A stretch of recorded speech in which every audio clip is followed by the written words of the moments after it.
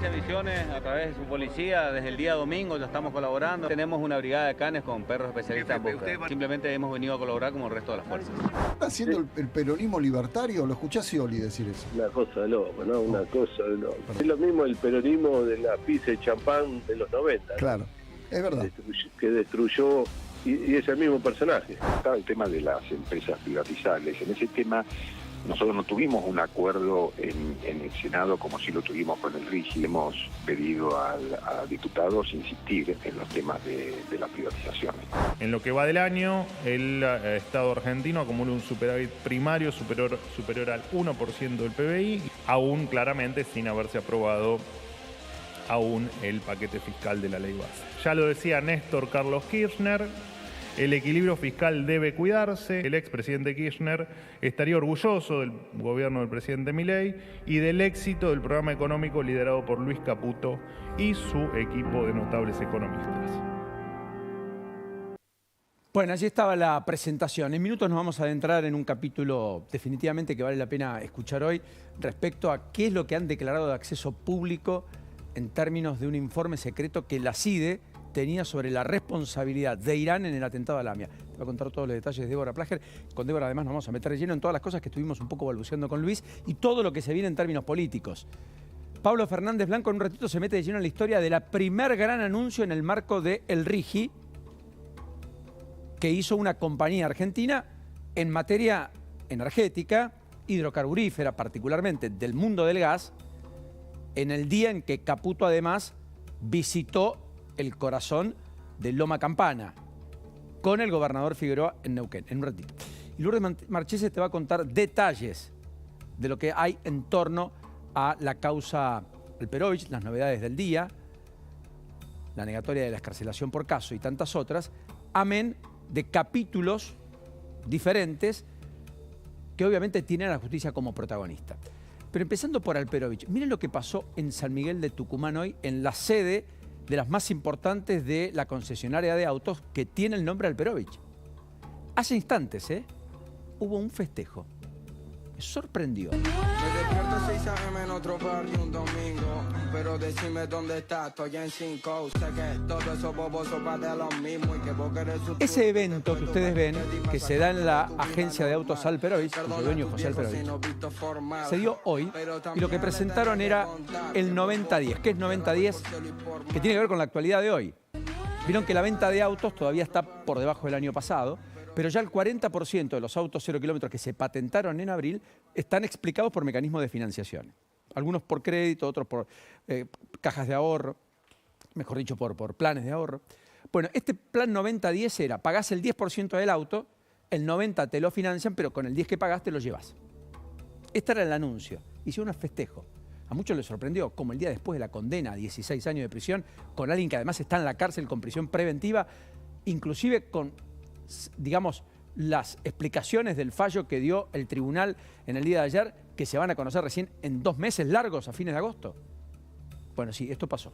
Nada, curiosidad al margen, pero es un dato distintivo a esta hora de la noche.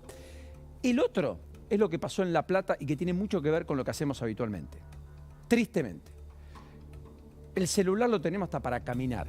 No lo incorporamos solamente en el trabajo, solamente para comunicarnos. El problema es que además lo usan muchos cuando manejan. Y esto pasó en el centro de la ciudad de La Plata. Alguien distraído usando el celular no provoca una tragedia de milagro. No provoca una tragedia de milagro. Son 2 mujeres que barrían la calle en el centro de la ciudad. Simplemente alerta. ¿Vieron los carteles que dicen no es el celular, no es con celular, es sin celular? ¿Manejá seguro? Bueno, es sin celular. Miren lo que es eso. Pudo haber ocurrido lo peor. Es un instante del cual seguramente no se va a reponer o no se hubiera repuesto nunca más. La vida le dio una segunda oportunidad. Probablemente no termine ni siquiera preso. Pero pudo haber matado. Y de eso efectivamente no se vuelve. Y hay que ver las secuelas, aunque parece que la evolución es muy favorable. Bueno, nos metemos de lleno en la política, la economía, ¿les parece? ¿Cómo les va? Bienvenidos, muy buenas noches. ¿Qué tal? Buenas noches. ¿Cómo andamos? Bien, bien. Me impactó la imagen que mostraste de la concesionaria allí en Tucumán de Alperovich, porque en paralelo, ¿no? Mientras conocimos el fallo tan impactante de 16 años por abuso sexual, se conoció que había otra causa tramitándose que hoy cobra otra relevancia contra Alperovich por estafa vinculada con una herencia familiar, que a mí hoy, la verdad, me sorprendió muchísimo hablando con colegas de Tucumán, respecto de, bueno, una herencia familiar por parte de la madre de Alperovich. Alperovich son 4 hermanos, él, José, Nahum y 2 hermanas mujeres. Aparentemente en la convalecencia de su madre, ya la madre de estos 4 hermanos, bueno, lo que denuncian los sobrinos de Alperovich, es decir, los hijos de una de las hermanas mujeres de Alperovich, es que se indujo a la madre ya en su lecho de muerte a firmar o se falsificó su firma para favorecer a los 2 hermanos varones en detrimento de las mujeres. Y eso es lo que provocó que haya una causa judicial por parte de los sobrinos contra Alperovich. ¿Qué hay en disputa? En la superficie, apenas uno mira rápidamente esa causa, 67 inmuebles, plazos fijos, uno de ellos por más de 6 millones de dólares, otro por 10 millones de pesos, para entender también el poder económico, no solamente el poder político que detentó José Alperovich durante tantísimas décadas, que lo llevó a tener la impunidad a punto tal de violar a una colaboradora directa, que estaba, por supuesto, en una inferioridad de condiciones total respecto de la simetría de poder y que además era familiar de él, ¿no? Familiar política, una sobrina. Entonces, para entender ese poder que él tenía, también hay que entender el poder patrimonial de los Alperovich. Me acordé cuando vi lo de la concesionaria y esta causa, ¿no? En la que se habla de millones de dólares, millones de pesos, 67 propiedades, entre otras acciones y títulos societarios, ¿no? Hoy, tras el pedido de sus abogados, la justicia negó la tobillera electrónica. Lourdes, vamos a actualizar la información y nos metemos de lleno en la profundidad de esto que bien marca Débora. Sí, y además contarte que en base a esto que está diciendo Débora, también hoy hubo una denuncia contra Alperovich y contra su mujer, Rosques de Alperovich, por lavado de activos. Es una causa que recayó en el juzgado de Marcelo Martínez de Giorgi y que justamente plantea el tema de la herencia, plantea el tema de la concesionaria, plantea las últimas declaraciones juradas de Alperovich y cómo en el último tiempo, donde él no estuvo en la función, porque él dejó la función justamente para abocarse a la defensa en el marco de esta investigación por abuso sexual, que ayer terminó en una condena, en ese contexto él siguió incrementando su riqueza. Entonces, por esa razón es que lo denuncia. Hoy rechazaron la excarcelación, va a seguir preso en Ezeiza. Sí, porque hay riesgos procesales, entendió el juez. Correcto. Entre otras cosas, la posibilidad o perspectiva de fuga, como decía Débora ayer. Pero además le negó la tobillera electrónica, había tenido algún episodio de salud, por eso pedían que no vuelva al penal, eso no ocurrió. Va a estar 7 días dentro del hospital penitenciario de Ezeiza, donde le van a realizar todo tipo de estudios, porque es verdad, ayer estaba un poco descompensado. Es lógico, imagínate una persona que nunca estuvo tras las rejas, de golpe encontrarte en esa situación.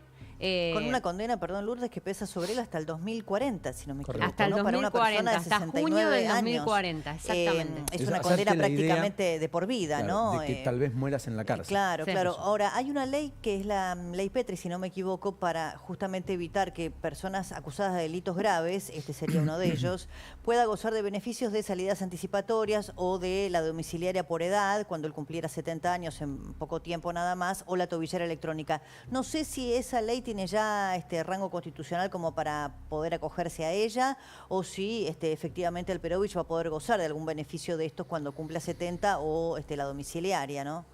La verdad que no sabría decirte, Débora, pero si ya tiene el rango para poder cumplir con esto, pero lo cierto es que hoy por hoy Alperovich va a seguir tras las rejas.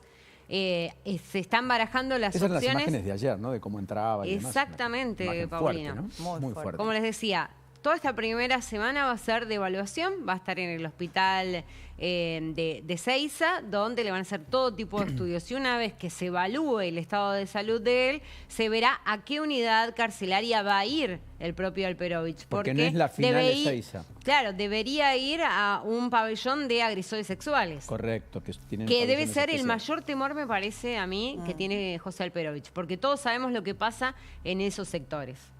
Sí, a buen entendedor, pocas palabras. 69 años y una condena a 16 de prisión, con una lectura ayer de los motivos por los cuales lo condenan, demasiado explícita, que vos hiciste especial mención, Lourdes, ayer, que no es habitual, describir con rigurosidad la precisión de cómo fueron esos actos vejatorios. Sí, 6 hechos agravados, dijo el juez. Preferiría no repetirlos porque eso también es revictimizar a la víctima, es decir qué le hicieron, decirlo en público. Suficiente con decir que hubo 6 actos de abuso sexual, punto. Describir dónde ocurrieron, en qué zona, de qué forma. Todo eso, algunos lo vieron como algo de extralimitación del tribunal, que no es habitual. A mí me impactó de la misma manera. Sí, por eso digo, yo me quedé ayer medio atónito cuando lo contaba Lourdes. No, es habitual en juicios por violación. Yo no lo había, supuestamente no lo recordaba así. Sirve para tipificarlo, ¿no? Para tipificar el delito. Exactamente. Sí, sirve para tipificar y ese es el argumento. Correcto, Pablo, está muy bien. La justicia, digo esto a favor de la justicia tiene un lenguaje que no es el del periodismo o el de la gente. Igualmente el nombre de la víctima no aparece. No, por supuesto que no. Está claro, pero todo el mundo sabe quién es, porque además también ella fue público, digamos, el caso. Ahora, una cosa, la hija dice que es todo mentira. Sí, hoy habló en Ezeiza con la colega Mercedes Ninzi y con algún otro colega también, y ella dijo que toda la familia está unida, dijo, que los padres siguen casados, aseguró, y sí dijo que estaban totalmente destruidos por la situación, pero que en algún momento se va a saber la verdad. Eso es lo que planteó la hija. Y lo otro que llamó la atención es que los considerandos del fallo se conozcan recién en 2 meses largos, a fines de agosto. Va a ser un fallo muy largo, evidentemente. Sí, está bien, pero no hay mucho antecedente de eso. En la provincia de Buenos Aires, de hecho, tiene una manda de que los fallos tienen... Acá sí, Paulina. En una semana.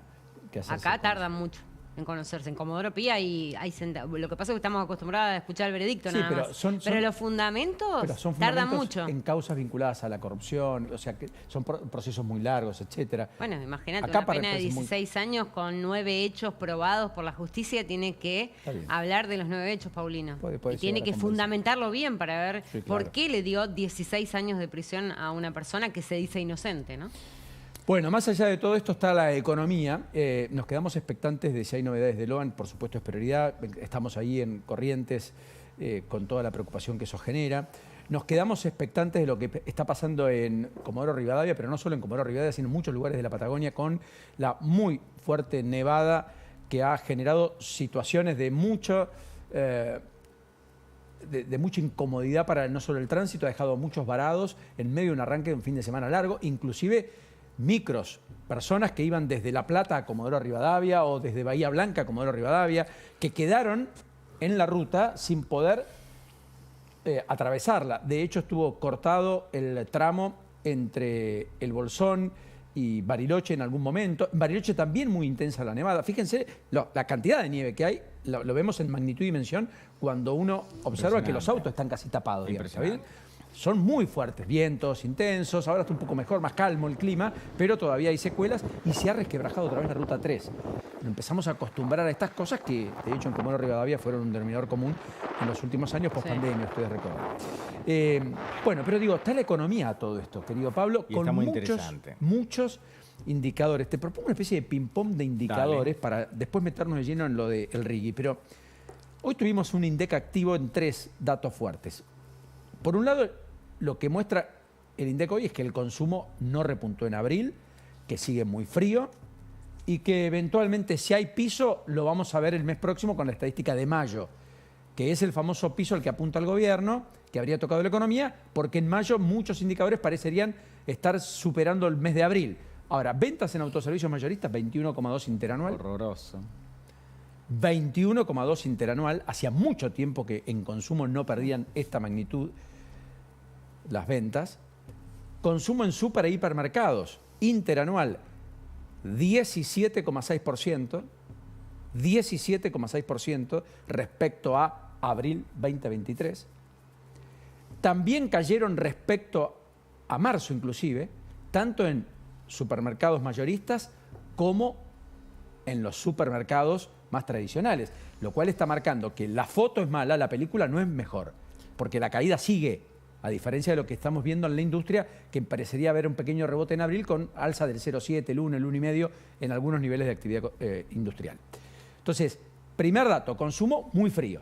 ¿Está bien? Coincidimos en línea con el menor nivel de consumo de carne de las últimas décadas, desde que se tenga registros, en términos de cantidad de kilos por habitante por año. Tenemos un consumo muy bajo en el Día del Padre, caídas de más del 10%. Tuvimos un fin de semana largo el pasado, está bien, el Día del Padre en el medio no fue un buen incentivo, con una merma del 65% en el turismo. O sea que el consumo está frío. A eso, bueno, le podríamos sumar en realidad, Paulino, estos números que mostrás son reveladores de la situación actual argentina. Le podríamos sumar muchos otros, por ejemplo, el consumo de combustibles, la venta de combustibles, que es también otro capítulo del consumo. Lo que está diciendo esto es que la economía argentina, desde el punto de vista de vos que no estás viendo en tu casa, está muy mal. Es decir, la gente realmente no tiene el dinero o está haciendo malabares para llegar a fin de mes, entonces restringe otro tipo de consumos. Rápidamente, ¿qué es lo último de lo que se desprende la clase media argentina? De la salud y la educación. Muchos le han dado de baja la prepaga o directamente no la pudieron pagar. Y lo último, finalmente, de lo que se desprenden es de la educación. Tema colegios para sus hijos, naturalmente. ¿Cuál es la hipótesis del gobierno? Ellos ven en la Casa Rosada, en el Ministerio de Economía, también algunas señales en el Banco Central, de que en abril se empezó, no voy a decir rebote, porque para mí no es rebote, pero al menos empezó a establecerse una curva, a mesetarse la curva, ¿sí? Hacer el puntito de abajo, el vértice de abajo de lo que el gobierno considera que es una B corta. Esto en materia de producción. En materia de consumo todavía tenemos que verlo. En un contexto donde empieza a correr un reloj de arena en materia económica para Javier Milei. Sí, decime. No, perdón, ¿y este? Y este reloj de arena tiene para mí fecha de vencimiento el 31 de diciembre de 2024. Y ahora les cuento por qué. Es muy interesante lo que está viviendo en este momento la economía argentina. La parte del ajuste no se las vamos a repetir porque ya todo el mundo la sabe. Sabemos que hay ajuste y sabemos que hay algunas buenas noticias por el lado de la inflación. Ahora, mirá qué interesante las dos cosas que pasaron hoy. Hoy no hubo un anuncio de una inversión importante. Hubo dos anuncios de inversión importante a propósito del RIGI, este régimen de estímulo a grandes inversiones que está contenido en la ley Bases y que tanto, pero tanto quería el gobierno. Hablo de inversiones realmente fastuosas, ese tipo de inversiones que sumadas varias, 10, 15, quizás 20, cambian directamente la economía del país. Nos enteramos de dos hoy. Ahora, hoy también el Banco Central tuvo que hacer la venta más grande de reservas de la era Milei, ¿sí? Con lo cual están conviviendo ambas cosas. ¿Cuándo se termina el cepo cambiario? El impuesto país termina el 31 de diciembre de este año, a menos que el Congreso se lo renueva a Milei. Si se cae el impuesto país, deberíamos empezar a salir del cepo, que también es conveniente porque hay vencimientos de deuda muy grandes, pero muy grandes en enero próximo. Con lo cual, estos 6 meses son muy, pero muy gravitantes para Milei. Me parece que el RIGI empieza a dar ciertos resultados. Sí, para las grandes empresas hay que ver cuánto derrama. En el medio, fíjense lo que ocurre con la industria. 11% interanual en mayo, creció 1% respecto a abril, eso dijo Fiel, pero se perdieron 15.537 puestos de trabajo en blanco desde agosto del 2023. En la actividad industrial, este es dato de la UIA, la Unión Industrial Argentina, que también muestra que en mayo hubo una recuperación respecto a abril. Sí, recordemos, ahí estamos teniendo la peor parte del gobierno de Cristina más Alberto, ¿no? Correcto. Ahí, sí, en términos de salida de empleo, te diría que un mix entre eso y Milei, los primeros 6 claro que meses. sí, pero no es actividad solo industrial, Milei. abril, 4,5 mensual respecto a marzo, 14,2 interanual abajo. Esto es lo que lo llevó al gobierno a decir, mira, tocamos fondo. Por supuesto, apuntalado por algunos sectores en particular. Perdón, dos cosas más, porque los números que mostrábamos al principio con respecto al consumo son realmente malos. ¿Por qué dice el gobierno que estamos empezando a llegar al final de lo peor? Porque jubilaciones, que han perdido muchísimo, sobre todo en el primer trimestre, a partir de abril empezaron a recuperar un poco. No estoy diciendo que recuperaron la primera parte del año, eso se está discutiendo en el Congreso. Ahora, en abril en términos reales, empezaron a recuperar un poco. Y si tenés la suerte de que no te hayan echado del trabajo, si seguís teniendo trabajo, empezaste posiblemente a recuperar un poquitito del poder adquisitivo del salario, de tu salario. Hay que ver si no te echaron. Para el trabajador registrado en blanco, Para ¿no? el empleo registrado, exactamente. Empleo privado registrado. Mirá lo que pasó en la actividad siderúrgica. Cayó 0,7, último dato de estas últimas horas, en mayo, dato de ADIMRA, la entidad que nuclea a las empresas más importantes. Esto, que es una caída que no para, que no encuentra piso, acumulada 8,9, interanual 17,6, es muy fuerte, de verdad. Es lo que tiene paralizado, por ejemplo, a Sindar, que ha frenado la producción. Temen planes de retiros, le ha comunicado un nuevo parate en Villa Constitución que afecta a 2.200 trabajadores. La UOM, la Unión Obrera Metalúrgica, mostró preocupación. Pero en mayo la actividad volvió a caer, o sea, no encontró piso. Actividad siderúrgica, que es muy importante. Y mirá lo que escribió Gabriel Camaño, un economista que nosotros aquí hemos invitado, respecto al dato que hoy también dio a conocer el INDEC en cuanto al intercambio comercial argentino, es decir, la diferencia entre lo que la Argentina le vendió al mundo y lo que la Argentina importó. Tuvo un superávit de los más importantes de la historia, 2.656 millones de dólares en mayo, dijo el INDEC. Claro, pero lo que pasó es que se derrumbaron las importaciones, 33% interanual. 1 de cada 3 productos que entraban a la Argentina no entraron. Entonces lo marca Gabriel Camaño y dice, nunca es bueno, poner el tuit de Gabriel, porque dice, nunca es buena señal para la actividad que haya tan poca importación. Porque Argentina depende en buena medida de muchos productos importados, insumos intermedios y demás, para poder tener un producto final. Entonces, más importante que los saldos comerciales es entender las causas. Sigue sin ser buena la dinámica de las cantidades importadas, sin energía, y eso nunca fue, al menos hasta acá, un buen indicio para la actividad económica. Claro, porque lo que no se importa hoy te está perjudicando la producción futura. No, se supone que la Argentina para producir necesita de importaciones. Si no hay tantas importaciones es, entre otras cosas, porque no se espera que sea tan necesario aumentar la producción en el futuro. Este es el capítulo malo. Ahora, si yo me pusiera a ver la contabilidad específicamente, este es un modelo muy kirchnerista, el de Milei en términos contables, como decía Adorni al principio de este programa. Kirchner decía, hay que tener superávit fiscal. Correcto. Hasta ahora, en los primeros 5 meses del año, a los tumbos, mal, desprolijo, Caputo lo está teniendo, y hay que tener superávit comercial, que es lo que estamos viendo ahí. ¿Alcanza esto? No, no alcanza porque, bueno, lo estamos viendo en los números. Un país que no importa es un país que no va a crecer a futuro. Pero hoy, después, en el contexto de crisis económica en el que venimos, bueno, se están emprolijando un poco las cuentas. No sé qué tan sustentable es. Una cosa adicional a todo esto es lo del dólar, porque en medio de todo esto el argentino tiene en el dólar el ancla tradicional, ya no es la fiscal, que es la más economicista. El dólar es el ancla de los argentinos. El dólar quieto, es decir, todo ok. El dólar sube un poco, se preocupan, ¿correcto? Y va a precio, me cubro por las dudas. Bueno, hoy cerró a 1.330 el contado con liquidación. O sea, la brecha cambiaria está arriba del 40%, casi en el 45%. Es el nivel más alto de la era moderna, digamos, en términos de la gestión Caputo casi. Y efectivamente el dólar libre es 1.300. Fíjate que la brecha está desnivelada, porque bueno, 1.300 era el techo. Quedémonos un poquitito en estos números. Estos números dicen muchas cosas. A ver, ¿por dónde empezamos? Primero por el dólar. El dólar en realidad no subió tanto con respecto a la inflación si tomamos diciembre hasta ahora, con lo cual desde ese punto de vista no me preocupa tanto.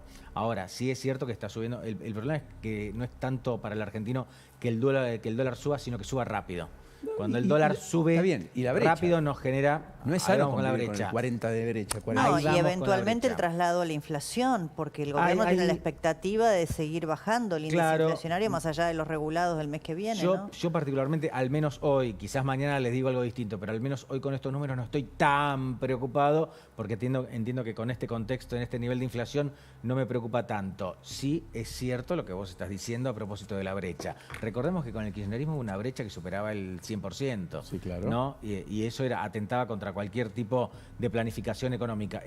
Esta brecha, se puede convivir con esta brecha, pero nunca es buena. Lo que te está diciendo la brecha te está poniendo cada vez más presión sobre una futura devaluación. Bueno, por eso, porque el gobierno se ancló expectativas vinculadas a que el dólar no se mueve, no va a haber devaluación y vamos a doblegar al mercado Y el mercado tiene que entender que el que apuesta al dólar pierde, aunque no lo dicen en estos términos. Y no te hacen liquidar, y esto no te deja liquidar. Ahora, y otra más. El fondo te está pidiendo canasta de monedas. Sí. Te está pidiendo libertad. Te está pidiendo salir del cepo. Por eso te digo que hay un reloj de arena que la fecha máxima... Ojo, capaz que le sacan el cepo mañana, no lo sé. Ahora, no creo que dure mucho más del 31 de diciembre por lo que te acabo de decir. Y otra cuestión, el riesgo país, que bajó muchísimo, está todavía altísimo y esto no le sirve a este modelo.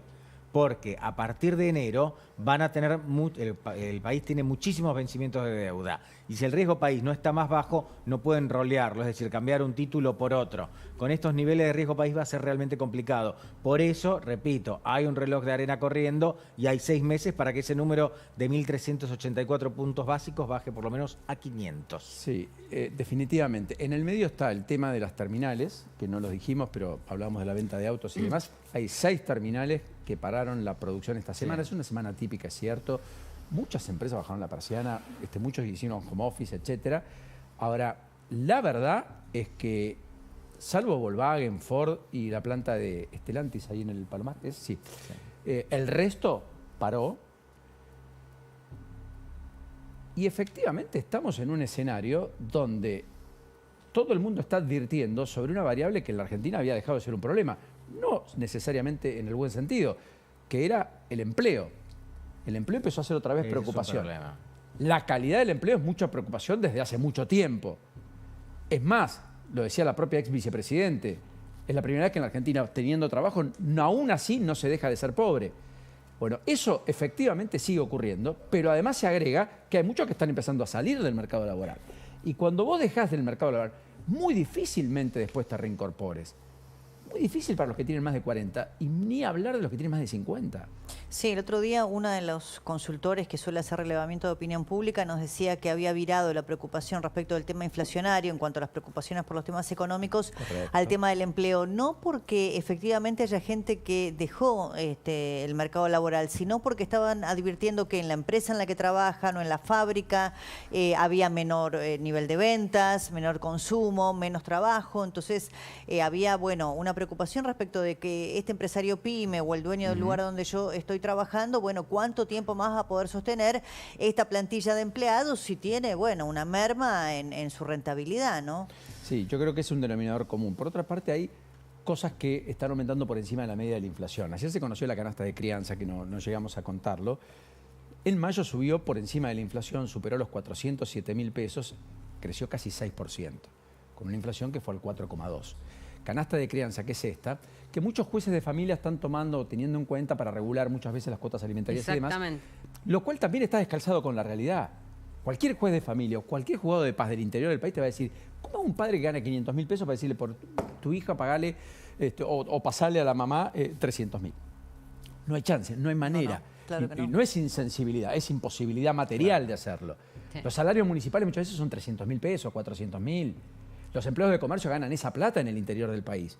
No ganan 1,5 millones. Y ni hablar de una persona que está en negro, como... Bueno, peor, que te cuesta... Ahí el problema del juez es cómo determina... ¿Qué es lo que gana esa persona para poder dar la cuota alimentaria al niño o a la niña? Pero más allá de eso, digo, esto va por encima de la inflación. También la canasta del adulto mayor, lo hemos dicho hasta el hartazgo acá, en general sube por encima de la media. Es decir, que más allá de que la inflación definitivamente está en una desaceleración muy importante y muy valiosa, de todas maneras sigue siendo un enorme problema, porque estamos con niveles de inflación mensual que son anuales en cualquier país de América Latina. Sí, de claro, la región. Los vecinos, totalmente. De la región. Sí.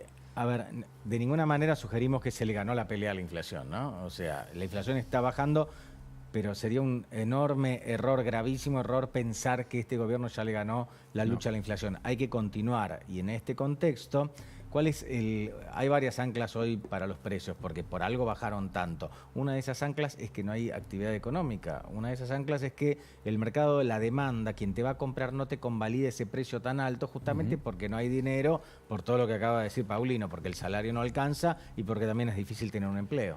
Yo voy a contar algo que pasó, que Débora lo va a leer igual que yo. Hoy estuvo Luis Caputo en Loma Campana, ¿no? Quedó impresionado con Vaca Muerta, subió los tweets, etcétera. Muy interesante. Estuvo con Horacio Marín, el presidente de YPF, y estuvo con Rolando Figueroa, el gobernador de la provincia de Neuquén. todo el mundo se quedó con que ahí hicieron el anuncio de lo que Pablo les va a contar, que es una inversión de Transportadora Gas del Sur, que en un ratito Pablo les cuenta los detalles, insisto. Ahora, pasaron dos cosas durante el día muy importantes en el momento en que Caputo estaba en Neuquén. Lo primero, Neuquén recibió el aval de Caputo para reactivar obra pública con financiamiento del Banco Interamericano de Desarrollo. Así lo dijo el propio Caputo y lo ratificó Figueroa, que encabezó esta mañana, antes de esta foto con Caputo, que encabezó esta mañana el lanzamiento del plan de infraestructura Edificamos Neuquén, destinado a multiplicar las inversiones tanto en obra pública, en especial rutas y escuelas, como en la construcción de viviendas, que el Gobierno Nacional decidió no hacer. Y allí anunció los trámites para la aprobación, que luego confirmó Caputo, del crédito por 200 millones de dólares. El mismo Gobierno Nacional que mañana Milei va a Rosario, ¿verdad? Ayer, a la noche, a última hora, en el boletín oficial, nos notificó que le había aprobado la emisión de letras por parte del municipio de Rosario. ¿Lo autorizó quién? El Banco Central. Que también autorizó la emisión de letras de otros gobiernos provinciales. Curiosamente, todos después, por caso la provincia de Chaco, también esta madrugada, todos aquellos que terminaron validando en el Congreso la ley bases y efectivamente apoyando el pacto fiscal. Y una cosa adicional, no menor, también el financiamiento del BID, que se va a destinar al plan de construcción, reconstrucción y mantenimiento de rutas provinciales, efectivamente incluía la idea de que la CAF, que es el Banco de Desarrollo de América Latina y el Caribe ahora, le otorgue un crédito adicional a Vaca Muerta que está garantizado con regalías petroleras. Bueno, hay un compromiso explícito de autorizarlo. Bueno, ahí está el trabajo de Guillermo Francos, ahí está... Por eso digo Caputo claro, también. el pragmatismo político que está mostrando el gobierno, bueno, un tono, si querés, un poco más mesurado en la confrontación con sectores con los que el presidente Milei se siente habitualmente cómodo, como por ejemplo las misas militantes, que hoy tuvimos otro capítulo en la mañana. Entonces, me parece que ahí hay, bueno, una idea de negociación política, ¿no? Que hasta hace no mucho tiempo para el presidente Milei era mala palabra. Hay otra cuestión interesante detrás de esto. Atención, hay un revival de los 90 que creo que hasta ahora poca gente ha advertido, ¿sí? ¿Qué pasa? Hay muchas rutas nacionales, por ejemplo, obra pública que estaba en cabeza del Estado Nacional, que sorprendentemente la Casa Rosada se desliga de estas obras con mucha alegría y las provincias, los gobernadores la toman también con mucha alegría, muchas veces sin financiamiento comprometido. Lo van a buscar afuera, por ejemplo, a la CAF. Ahora, atención porque se está generando un nuevo negocio o una nueva dinámica en las provincias. Te quedás con la obra y le pones un peaje, por ejemplo, a una ruta. Esto quiere hacer Chubut, por ejemplo. Neuquén también lo quiere hacer. Es decir, me das el poder a mí. Casa Rosada no se hace cargo de la obra, el Gobierno Nacional, me hago cargo yo, la provincia, pero también tengo el poder de decisión sobre a quién le doy la concesión de esa ruta y cuánto cobro por esa ruta, y eso se llama descentralización. Sí, en el caso de Neuquén, que lo conozco perfecto, le van a poner un peaje, entre comillas, le van a pedir por anticipado a las empresas que operan en Vaca Muerta para el corredor Vaca Muerta, convertirlos en autovía, para que fluya todo eso más rápido. Que eso termine impactando en el paso fronterizo con Neuquén, por ejemplo, con Chile. Y eso lo van a hacer con el cobro de peaje, pero eximidos los autos con patente de Neuquén. Van a estar eximidos, no van a pagar peaje. Es una manera también de tener licencia social para determinadas cosas que en otros ámbitos es más complejo. A propósito de ello, aumenta el peaje de la Ruta 2 otra vez, 35%, y está aumentando el 1 de julio el boleto de colectivo a 940 pesos. Hoy firmó la resolución Guillermo Montenegro en Mar del Plata. 940, es un aumento del 25%, el mismo boleto de colectivo que tiene hoy ya Rosario, por ejemplo, en vigencia. Mientras acá en la ciudad todavía hablamos de 270, con la sube nominada y demás, el mínimo, por supuesto, boleto mínimo, lo mismo que en el interior, no es único, y efectivamente todavía sin decisión respecto a si van a mermar los subsidios o no para el autotransporte público de pasajeros en el AMBA, porque ahí iba a ocurrir que en mayo iba a aumentar a 400, el gobierno lo frenó, junio tampoco ocurrió, julio no parece ser el mes. ¿Por qué? Porque todo está puesto en que el número de inflación baje, así tenga un costo fiscal mayor, que eventualmente el gobierno ve que ahora tiene licencia para. Lo que sí va a seguir subiendo es el subte, A partir del mes de agosto creo que se va a 757 porque, bueno, revocaron la cautelar que impedía justamente el aumento de los subsidios. Bueno, la postergación de los aumentos en transporte también está en línea con la postergación de los aumentos en tarifas en los regulados de gas y de electricidad, y eso está estrictamente vinculado, la expectativa de aumento y los aumentos que ya se produjeron en el gas, a la inversión de TGS, ¿no? Claro. Porque Bueno, claramente una manera de retorno muy rápida son los aumentos de tarifas que el gobierno convalidó, aunque los vaya postergando, ya son un hecho, ¿no? Hay una señal distinta. Ojo, porque con respecto a la inflación estamos hablando todo el tiempo de que la inflación de junio va a subir un poquitito con respecto a la de mayo, pero la de julio también es complicada.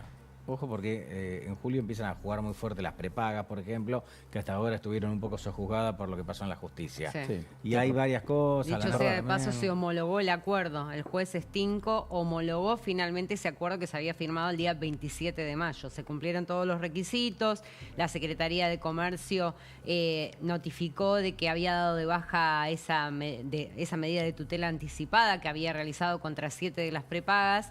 Y bueno, finalmente hoy el juez decidió homologar este acuerdo. Con lo cual, a partir de ahora, las prepagas se empezaron a notificar. No sé si les llegó a ustedes. A mí me llegó todavía no me llegó. Bueno, a la mayoría nos llegó en el día de hoy esta idea de que te van a devolver en 12 cuotas lo que cobraron de más por encima de lo que fue la inflación acumulada en los primeros 5 meses del año.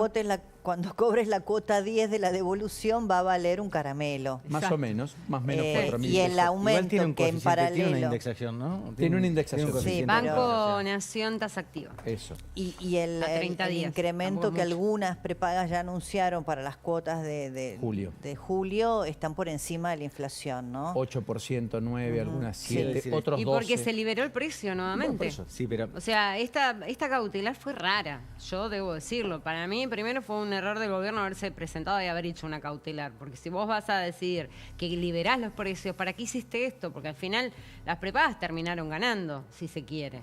O sea, porque devuelven un poquito, pero te lo devuelven en 12 cuotas. Fue un tema de relato. El gobierno soltó la mano. Y muchos médicos dicen que a ellos no les han pagado de más, no les han subido. Perdón, el sistema... Mira, la Argentina tuvo el sistema de salud en crisis, porque la economía estaba en crisis. Ahora, además de la crisis del país, es la propia crisis del sistema pospandemia. No se recuperó nunca, están defaulteando muchas clínicas privadas, hay paros sistemáticos en distintos lugares, hay gente que no ha cobrado el salario anual complementario de diciembre en muchas clínicas privadas del conurbano, un ejemplo es Merlo, gente que me ha escrito desde allí, en una de las clínicas de allí.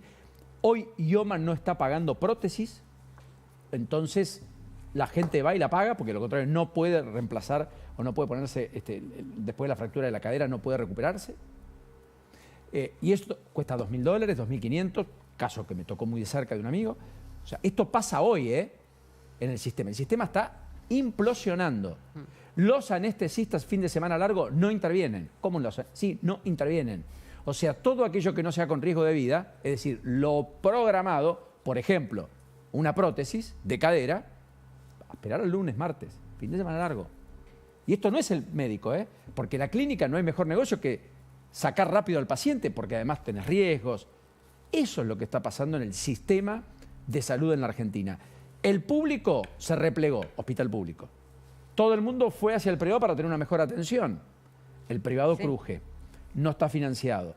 Y las obras sociales están dinamitadas, dependen de los fondos del gobierno. Sí, lo que pasa es que el gobierno encontró en este relato, cuando vio los incrementos que había en las prepagas y que golpeaba a un sector, bueno, que es parte de la base de sustentación electoral, que es la clase media, salió con un relato muy fuerte a estigmatizar a algunos empresarios de la salud como si fueran, bueno, claramente acá los verdugos de los ciudadanos. Pero la verdad que fue una cosa altisonante desde el punto de vista discursivo que no sirvió para nada. La verdad que no sirvió para nada. Además, la situación como es ahora, a partir de julio volvemos a la situación que teníamos en febrero aproximadamente, en enero, en febrero. Básicamente hablamos mucho del tema, se gastó mucho tiempo en la justicia y repito, en julio vamos a volver en términos de prepagas a la situación de enero, febrero pasado. Tengo un dato bueno para contarles con respecto a esto, al menos lo que me dicen mis fuentes en el sector de la salud privada. Después de todos estos sablazos, de todos estos aumentos importantes, vamos a volver a entrar en una meseta y los aumentos de las prepagas tendrían que alinearse con la inflación No tanto oficial, sino con la inflación lo que del también sector te de la dicen salud. es que se depuró bastante la cartilla y la cartera. Quiero decir, muchos se tuvieron que bajar de plan, Sí. por lo tanto, lo que era sin costo dejó de tener sin costo, ahora es con costo, pero lo asume el paciente, joven, qué sé yo, y dice, no, yo no quiero pagar más. Otros se fueron. Entonces, cuando vos tenés ese escenario, también tenés un sistema más sano. Estás dejando más gente afuera. Sí, bueno, pero está más sano. ¿Afuera de dónde? De lo que muchos suponen que es imprescindible. Porque si el Estado te garantizara las condiciones y vos vas al hospital Pero público, claro. no hay problema. Acá ¿Por el qué voy a tener combo- una prepaga? Tal cual. Acá el combo diabólico fue, te aumenta la prepaga, te licúan la jubilación, ¿no? Esto fue lo que vio la gente en los 3, 4 primeros meses del año, sobre todo los jubilados, la gente Y más un grande mayor que de tenía la 60 o dificultad. 65 no se puede cambiar, ni bajar de plan, ni ir a Exacto. otra, ni... Es ni- que debería pero ser a aparte- la inversa para mí el precio de la prepaga. Tendría que ir de mayor a menor, porque un jubilado no tiene chance de irse. Un joven puede elegir. O sea, si sos sano, te podés ir de una Sí, pero prepaga ahí a tiene que otra entrar la si hubiera muñeca, porque- libre competencia, que no la hay prácticamente, porque todas tienen valores bastante similares. La prepaga te dice, nosotros no damos un servicio público, ¿no? Más de 670 prepagas, Lourdes. ¿Cómo no hay competencia? Con ese criterio no hay competencia en la mayoría de los ámbitos. Pueden pensar No, pero las que tienen todas las clínicas, las que tienen todos los servicios, Y bueno. no son ¿Y las quién- 640, ¿Quién va a Paulina. tener las clínicas y sanatorios si no son los grandes jugadores? Es como decir, ¿está desregulado el sistema de televisión por cable? ¿El sistema de internet? Bueno, una de ¿El las más sistema de grandes no tiene telefonía? clínicas, Paulina. ¿Cómo? Una de las más grandes que tiene más cantidad de afiliados no tiene Justamente el clínicas. modelo es distinto, es OSDE. Por Y eso. congrega 1 de cada 3 de los afiliados del sistema. Y no tiene clínicas, porque su modelo es ese. Hay otros modelos que fueron acumulando porque el modelo es otro. ¿Vos por qué pagás una prepaga? ¿Porque te atiendan, te operan mejor? ¿Vos querés un...? Yo creo, esto lo pienso yo, no sé, ayúdenme. ¿Vos querés un hotel? ¿Vos querés un servicio de hotelería? Si nace tu hija, ¿vos querés que nazca en un lugar sano, limpio, silencioso? Sí, sí, Es los que- profesionales de la salud en el sistema mismo público y casi. privado son los mismos En y muchos son de casos. Ahora, la excelencia en ambos infraestructura es casos, muy ¿no? distinta. No te da lo mismo entrar a un lugar, quedarte en una camilla en un pasillo, que tener una habitación. No te da lo mismo Bueno, en tener la la clínica privada calefacción. también a veces te dejan en los pasillos, ¿eh? También. No, no. Pero vos la pagás realidad un Solo no te del servicio obliga. sistema privado. público. Pero ojo. nadie te obliga. A mí en el alemán varias veces me han dejado ahí en un costadito, en una Vos, camilla. vos pagás un servicio privado para que te atiendan mejor y es de alguna manera, no sé si es la palabra exacta, pero elitista, pagás más, o sea, tenés una entrada, un precio de ingreso naturalmente más alto. Lo que te dice la medicina prepaga es, esto no es un servicio público.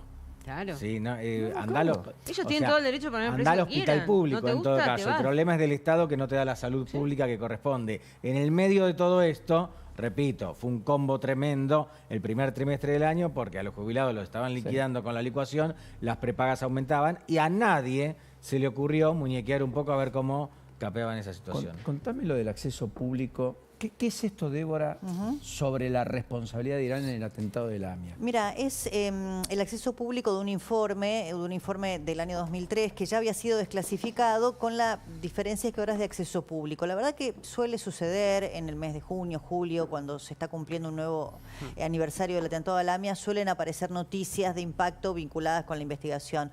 A mí lo más relevante que me pareció de esta noticia, que es simplemente el acceso público de este informe de la ex-CIDE, ¿no? De la Secretaría de Inteligencia, que se conoció como informe Toma en ese momento, que es del año 2003, es precisamente que lo que puntualiza es la responsabilidad de Irán a través de Hezbollah. De nosotros nombres que hemos escuchado mucho durante muchísimos años, ¿no? Como el de Moshen Rabani en la Argentina, el agregado cultural y su responsabilidad en el atentado. Y a mí me parecía que es muy relevante porque lo único que hace la desclasificación y el acceso público de este informe es ratificar la investigación del fiscal Nisman. Porque justamente el pedido de las alertas rojas de Interpol que había hecho Nisman respecto de los 5 iraníes acusados de haber participado del atentado de la AMIA tenían que ver con este informe que hoy públicamente puede conocerse, que habla de la responsabilidad de Irán a través de Hezbollah.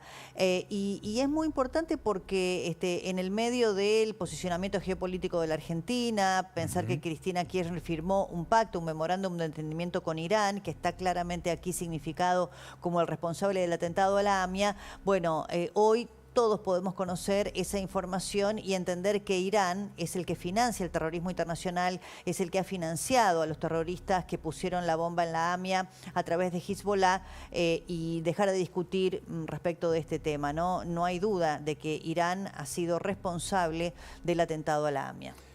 Impecable, Débora, sin nada que agregar. No, tenemos que ir a la pausa. Ya. Pero las dos empresas, ¿Ya? una es TGS y la otra. La otra se llama Sidersa. 300 millones de dólares. ¿Para? En total, para hacer una planta para la construcción de acero para la ¿En construcción. San Nicolás? Sí, en San Nicolás, provincia de Buenos Aires. 30% al exterior. Vender. En principio, sí, por Sí. lo menos. Y después el gas de vaca muerta.